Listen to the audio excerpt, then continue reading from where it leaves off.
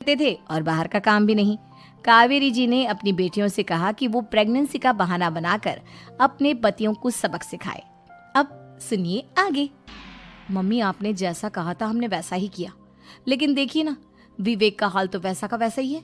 घर में ना सुबह का नाश्ता बनता है और ना खाना। नौकरी पर जाने की बात करूं तो खाने को दौड़ते हैं मुझे। हाँ मम्मी, मैंने भी सुमित को कितनी बार कहा कि अगर नौकरी नहीं करनी तो कोई छोटी सी दुकान ही खोल लो। घर का खर्चा कैसे चलेगा?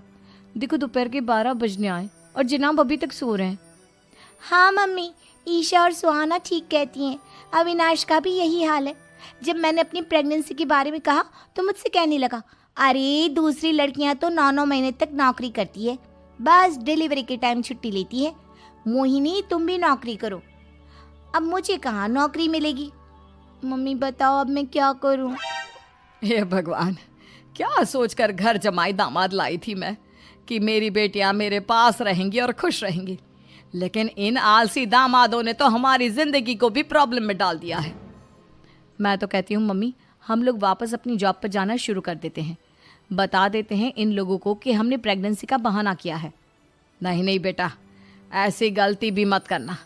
अगर तुमने ऐसा किया तो इन तीनों की आदत और खराब हो जाएगी।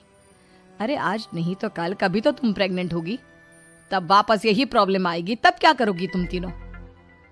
हाँ मम्मी, आपकी बात तो बिल्कुल सही है। इन लोगों को तो सुधारना ही पड़ेगा। लेकिन कैसे? अपने बच्चों के आने की खबर सुनकर भी इन लोगों पर कोई असर नहीं हो रहा। पैसे कमाने के लिए घर से बाहर निकलना ही नहीं चाहते ये तीनों। अब मेरे दिमाग में एक प्लान आया है। तुम तीनों चिंता मत करो, उन तीनों को बुलाओ, फिर मैं बात करती हूँ। थोड़ी देर बाद कावेरी जी अपने तीनों दामादों को सामने बुलाकर अपनी बात कहना शुरू करती हैं। अविनाश, सुमित और विवेक, देखो बेटा, मैं ना तुम तीनों से बड़ा प्यार करती हूँ, इसीलिए तो तुम्हें घर जमाई बना कर रखा है मैंने। अरे मम्मी जी, सीधे सीधे कहिए ना, क्या बात है? प्यार तो हम भी आपको बहुत करते हैं। अरे मम्मी जी, आपकी इज्जत भी बहुत करते हैं। अरे भाई, आपके जैसी सास और कमाने वाली बीवी सबको मिलती है क्या? हाँ मम्मी, विवेक और सुमित ठीक कह रहे हैं। आपकी बेटी से शादी करके मेरी तो जिंदगी ही अच्छी हो गई है। जानती हूँ मैं, और ये भी जानती हूँ कि तुम तीनों अपने अपनी बीवियों से बहुत प्यार करते हो। बेटा, बात ऐसी है कि हमारे कुल गुरु ने कहा है कि प्रेग्नेंट होने के बाद मेरी तीनों बेटियां शुरू के 4 महीने हमारे गांव में जाकर रहेगी, जहां मेरे चाचा जी रहते हैं। अरे लेकिन क्यों मम्मी, गांव में जाकर रहने की क्या जरूरत है इन तीनों को? वो क्या है ना बेटा, हमारे परिवार को एक श्राप है। अगर मेरी बेटियों ने यहाँ पर बच्चा पैदा करने की कोशिश की तो उनके बच्चों को कुछ भी हो सकता है। इसलिए अब से लेकर 4 महीने पूरे होने तक इन्हें गांव वाले घर में रहना पड़ेगा। हाँ तो इसमें प्रॉब्लम क्या है मम्मी जी? हम भी वहाँ जाकर रहेंगे, पिकनिक मनाएंगे। अरे भाई, बीवी जहाँ हम भी वहाँ। हाँ यार, आइडिया तो बहुत अच्छा है। शहर की ज़िंदगी में रह रहकर परेशान हो चुके हैं, अब कुछ दिन गांव में बिताएंगे। तुम लोग समझने की कोशिश क्यों नहीं करते? तुम में से कोई भी वहाँ नहीं जा सकता, और मैं यहाँ रहूँगी ना तुम तीनों के साथ। 4 महीने की तो बात है, उसके बाद ये तीनों ही लौट कर आ जाएंगी। ठीक है मम्मी जी, अब हमारे बच्चों का सवाल है तो ये तो करना ही पड़ेगा। कावेरी अपनी तीनों बेटियों को कुछ दिन के लिए घर से बाहर कहीं दूसरे शहर में रहने के लिए भेज देती है। कुछ दिनों के बाद, अरे मम्मी जी, बहुत दिन से पिज्ज़ा नहीं खाया, मंगवाइए ना। क्या बताऊं बेटा, पहले तो बेटियां खर्चा दे देती थी क्योंकि उनकी नौकरी थी, लेकिन अब तो मेरे पास पैसे ही नहीं बचे। थोड़े बहुत पैसे हैं जो बच्चों की डिलीवरी में काम आएंगे। लेकिन मम्मी जी, आपकी बेटियों को वापस आने में तो अभी बहुत वक्त बाकी है। वही सोच सोच कर परेशान हो रही हूँ। सोच रही हूँ कल से दूध भी बंद करवा देती हूँ। अब दूध वाले को देने के लिए पैसे भी तो नहीं है ना। अरे नहीं नहीं मम्मी जी, अगर दूध भी बंद करवा दोगी तो मुझे चाय कहाँ से मिलेगी? और चाय के बिना मैं तो मर ही जाऊंगा। क्या करूं बेटा, इसके अलावा हमारे पास कोई ऑप्शन नहीं है। मेरे पास पैसे ही नहीं बचे। इस तरह कावेरी जी धीरे धीरे अपने तीनों दामादों को पैसे देना बंद कर देती हैं और घर में खाने पीने की चीजें लाना भी बंद कर देती है।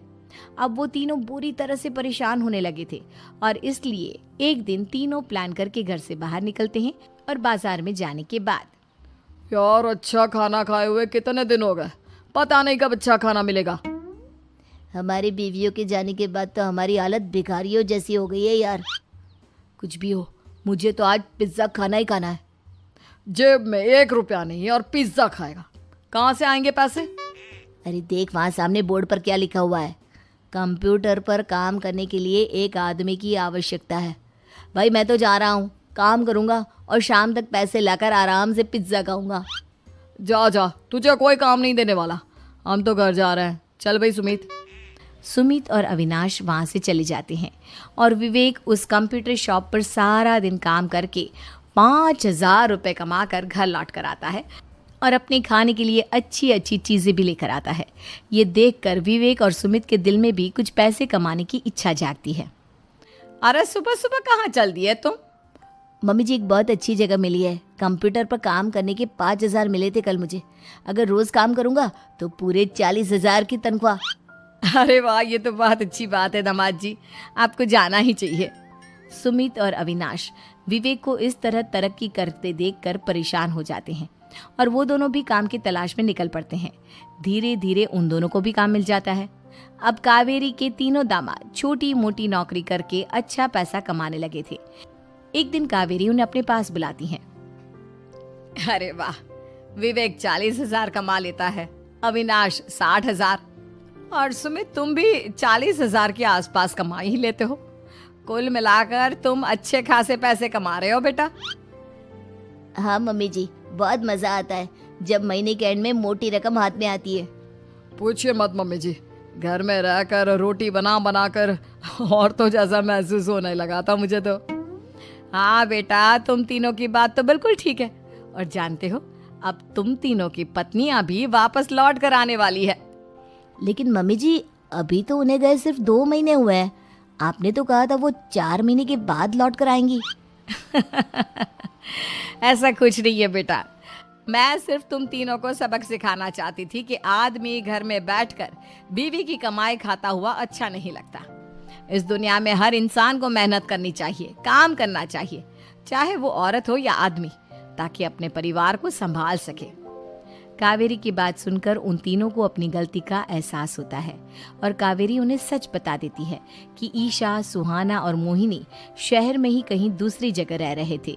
शाम के वक्त उन तीनों की पत्नियां लौट कर आ जाती है और कावेरी जी का परिवार एक खुश